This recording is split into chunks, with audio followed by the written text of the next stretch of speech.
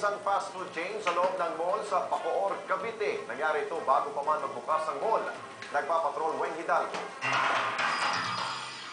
Binalot ang makapal na usok ang loob ng SM City Bacoor dahil sa sunog dakong alas 8:30 kaninang umaga. Nagsimula umano ang sunog sa isang fast food chain sa ground floor at nadamay ang katabing restaurant. Ang ilang tindahan ng damit sa ikalawang palapag na katapat ng fast food chain nadamay din. Nang makontrol ang sunog bandang alas 11, hinigop na ang usok palabas ng mall.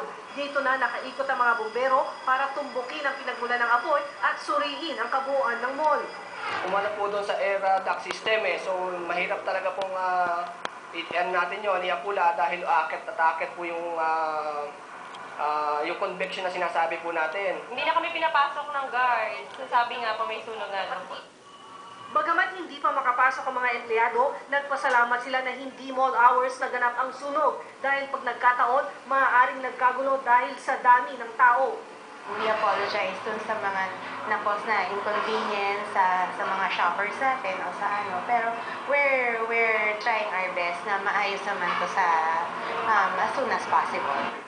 Matapos ang paglilinis, muling binuksan ang mall sa publiko dakong alas 4 ng hapon habang tuloy ang investigasyon kung saan kuryente ang kanilang tinitignang pinagmulan ng apoy.